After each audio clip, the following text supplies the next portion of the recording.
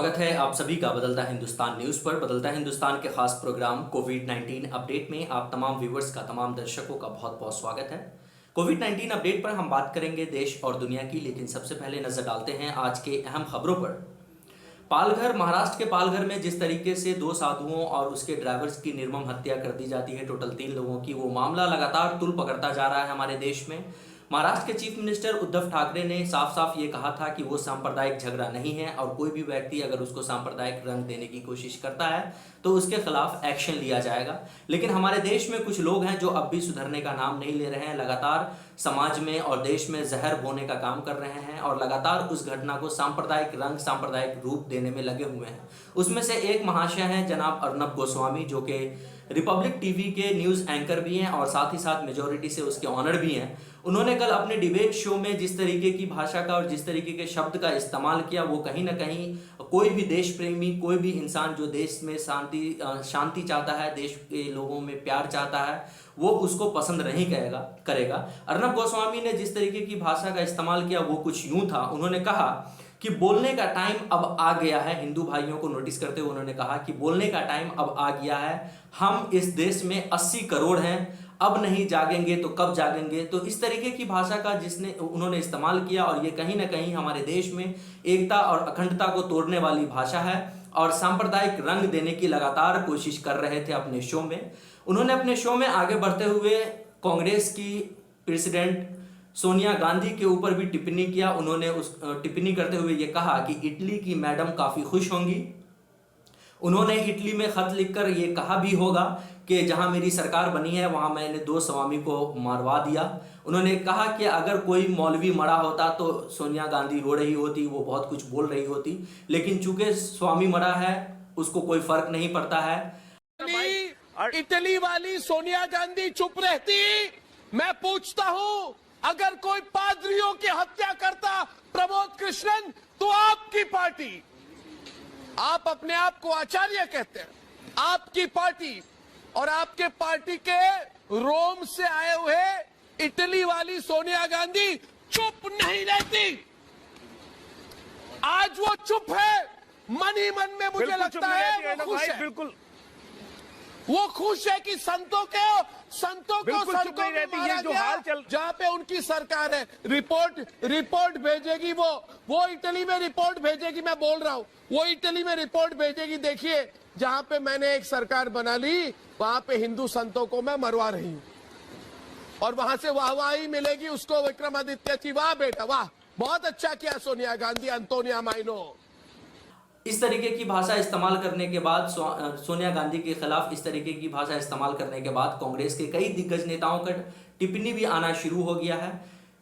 राजस्थान के chief minister Ashok Gehlot ने tweet करके ये कहा है कि जिस तरीके की नीच पत्रकारिता कर रहे हैं अर्नब गोस्वामी, वो कहीं ना कहीं बिल्कुल गलत है और उन्होंने उसको हटाने की, सैक करने की मांग भी किया।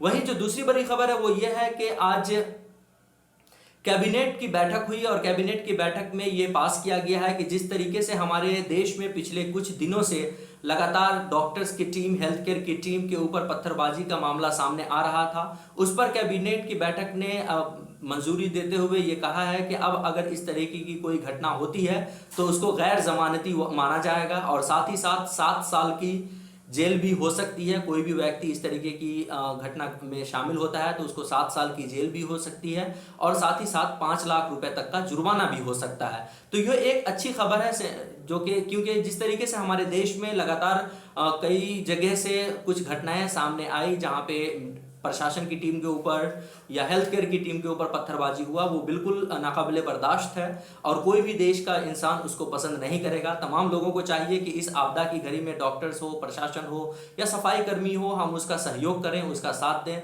ना कि अगर कोई हमारे घर पे अगर चेकिंग के लिए आता है तो हम उसके ऊपर पत्थर बरसाएं। ये बिल्कुल सही नहीं है। जो दूसरी खबर है वो ये है कि हमारे देश में लगातार कोविड-19 का संक्रमण तेजी से बढ़ता ही जा रहा है।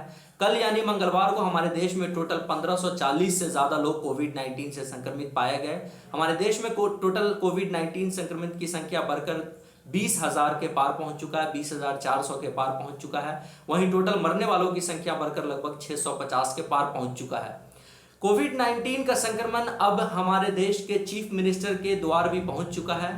महाराष्ट्र के चीफ मिनिस्टर उद्धव ठाकरे के सरकारी बंगलो जिसका नाम वर्षा है, उसमें भी एक महिला पुलिस को कोविड-19 का संक्रमण पाया गया है।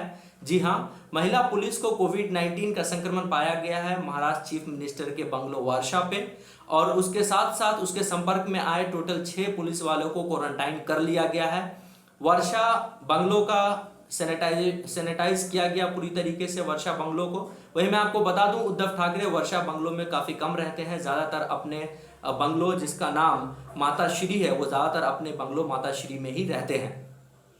जो अगली खबर है वो ये है कि हमारे देश के साथ साथ पूरी दुनिया में भी लगातार कोविड-19 का संक्रमण बढ़ रहा है। पूरी दुनिया में कोविड-19 से संक्रमित की संख्या बढ़कर लगभग 25 लाख के पार पहुंच चुका है। वहीं पूरी दुनिया में मरने वालों की संख्या बढ़कर लगभग 1,70,000 के पार पहुंच चुका है। जो अगली खबर है वो ये है कि जुकरबर्ग फेसबुक के संस्थापक ने टोटल 43,52,000 करोड़ जियो कंपनी में इन्वेस्ट किया है, और इसी के साथ मुकेश अंबानी की कंपनी में फेसबुक का 9.99 शेयर भी हो जाता है। जी हां, जुकरबर्ग ने टोटल 43,52,000 करोड़ जियो कंपनी में इन्वेस्ट किया है। वहीं जो अगली खबर है वो ये है कि हमारे देश में पिछले दिनों मरकज निजामुद्दीन से कोविड-19 के संक्रमित पाए जाने के बाद पूरे देश के अलग अलग जगहों से तबलीगी जमात के लोगों में कोविड-19 का संक्रमण पाया गया था, और मरकज निजामुद्दीन के सदर मौलाना साद ने कल एक लेटर इशू किया है जिसमें उन्होंने देश के तमाम मुसलमानों से और साथ ही साथ जमात के उन तमाम लोगों से अपील किया है जो भी कोविड-19 संक्रमण से ठीक हो चुके हैं, उनसे उन्होंने अपील करते हुए ये कहा है कि आप तमाम लोग आगे आएं और अपना अपना ब्लड प्लाज्मा ब्लड डोनेट करें, जिससे उन लोगों को मदद पहुंचाई जा सके जो अभी भी कोविड-19 संक्रमण से लड़ रहे हैं। तो अगर आप हमारा ये न्यूज़ फेसबुक पे देख रहे हैं तो हमारे फेसबुक पेज को जरूर लाइक कीजिए। अगर आप हमारा ये न्यूज़ यूट्यूब पे देख रहे हैं तो हमारे यूट्यूब चैनल को जरूर सब्सक्राइब कीजिए। बहुत बहुत धन्यवाद।